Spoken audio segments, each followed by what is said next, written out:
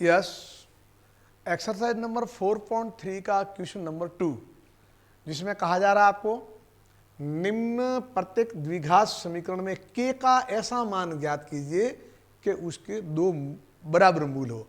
अब दो मूल बराबर कब होते हैं? जब इसके जो विविक्त कर है उसका मान कितना होता है? शून्य के बराबर।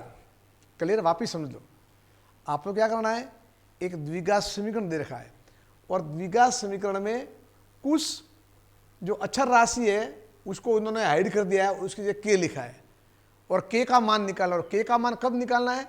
जब उनके दोनों मूल क्या हो? बराबर। तो दोनों मूल बराबर कब होते हैं? पहले तो आप याद रखो, दोनों मूल तब बराबर होते हैं जब उस द्विघात समीकरण का विविक्त कर कितना होता है? 0 के बराबर। तो हम रखेंगे, रखने के बाद k ऑटोमेटिक फ्री हो जाएगा। यूँ बस आपको तो यह रखना है। इसको सबसे पहले आप मानक रूप में लिखो। तो मानक रूप क्या हुआ इसका? देखो लिखा, हमने लिखा मानक रूप। क्या लिखा मैंने? ax² plus bx plus c बराबर 0 लिखा ना।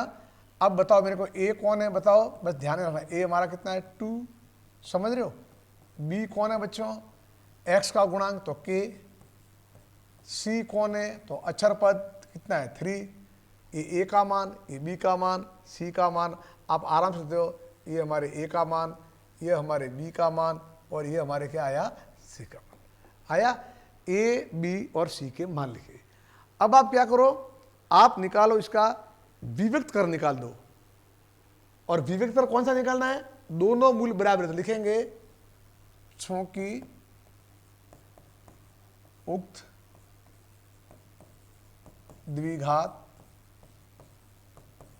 समीकरण के दोनों मूल कैसे हो? बराबर हो। बराबर हो तो क्या होगा? b² minus 4ac equal 0। तो बस आप लिखो ना, ये लिखा b² माइनस 4, ये a और c और बराबर कर दो 0 के। अब b कौन है? तो आराम से स्पष्ट पड़ा है। कौन है? k। आपने लिखा k। 4a कितना बताओ मेरे को? 2, लिखा 2। c कितना है? 3, तो 3।